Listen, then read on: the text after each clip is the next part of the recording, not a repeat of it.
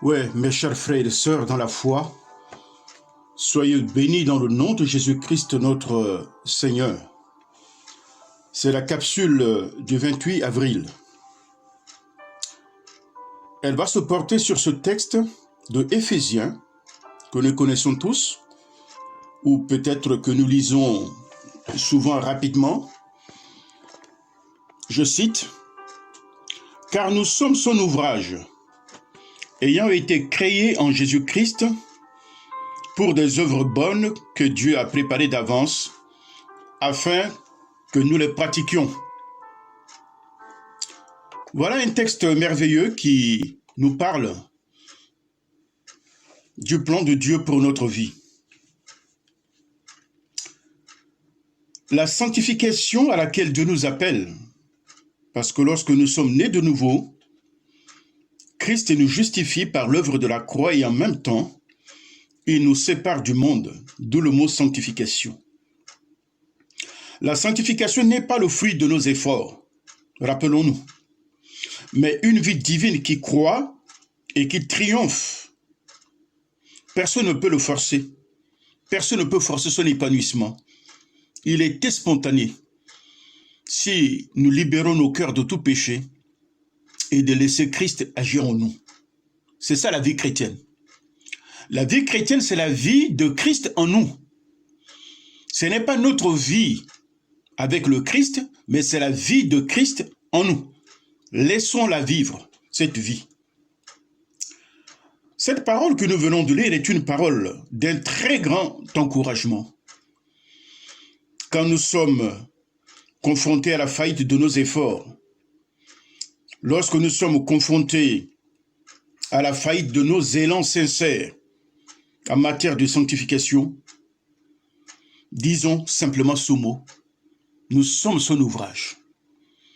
Nous ne sommes que le pot et Dieu est le potier. C'est lui qui fait son travail au travers de nous. Vous savez, une vie divine est une vie créatrice.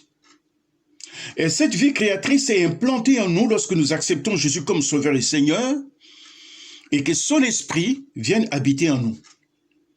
Figurez-vous, lorsqu'on accepte Jésus comme Sauveur, Dieu le Père, Dieu le Fils Jésus et le Saint-Esprit viennent habiter en nous. Ainsi, l'œuvre de la grâce qui opère en nous fait tomber les vieilles habitudes, nous redonne de goût nouveau, brise les anciennes chaînes qui nous entravent, change notre perspective. Il nous donne parfois de chausser de nouvelles lunettes qui nous permettent de regarder les choses avec une considération divine. Parce que le diable, parfois, il nous fait chausser des lunettes avec des effets grossissants, parfois sur des détails qui n'ont aucune importance et qui nous font parfois perdre le pied. Mais les lunettes que Dieu nous donne de chausser par la lumière du Saint-Esprit nous permettent d'avoir le regard du Père sur nous-mêmes. Nous ne pouvons pas nous mépriser parce que Dieu nous aime. Qui sommes-nous pour pouvoir nous mépriser en tant que créatures si Dieu le Créateur lui-même dit que je t'aime? Alors crois ce que Dieu dit et essaie de t'aimer à la lumière de la parole de Dieu et avec l'amour que Dieu te donne. C'est lorsque tu seras capable de t'aimer toi que tu seras à mesure d'aimer ton frère, qui est une des dimensions de la vie chrétienne.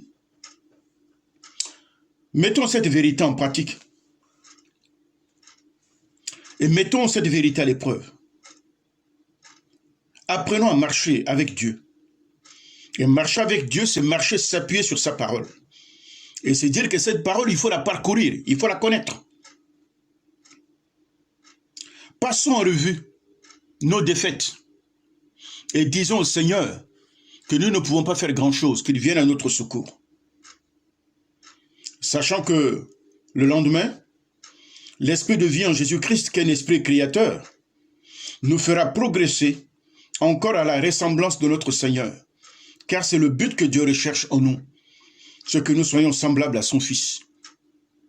L'épaisseur du voile de la chair va s'amenuiser. Plus nous nous rapprochons de Dieu, plus le voile de la chair qui nous cache sa face s'affine et finira par disparaître. Et nous serons à proximité de Dieu, dans une unité de l'esprit et dans une unité de vision, de goût. Et nous serons alors comme des oiseaux qui s'envoleront, comme des aigles qui regardent les difficultés du haut, du lieu où ils se trouvent. Car le chrétien né de nouveau est comme l'aigle. Je reviendrai sur cette image merveilleuse. Alors, mon frère, ma sœur, ne considère pas comme une faillite irréversible les difficultés que tu rencontres dans ta vie de foi. Même si tout a l'air de rien, même si tu t'aperçois qu'au bout de 10 ans, 20 ans, tous les efforts que tu as consentis ne servent à rien, alors je te demande de ne rien faire. Ne fais plus d'efforts. Dis simplement cette prière. Seigneur, viens au secours de ma faiblesse. Philippiens chapitre 4, verset 13 dit, « Je puis tout par celui qui me fortifie. » C'est-à-dire l'Esprit de Dieu, le Seigneur Jésus. Alors reçois ce message d'encouragement. Arrête de baisser les bras. Relève-toi, repars à la bataille, cette fois-ci avec la grâce de Dieu. Seigneur, bénis ton peuple, bénis tes enfants. Donne-nous par la force qui vient de toi, de marcher sur le chemin de la victoire, comme tu l'as promis dans ta parole.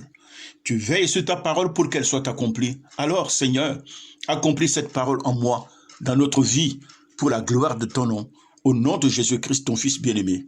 Amen.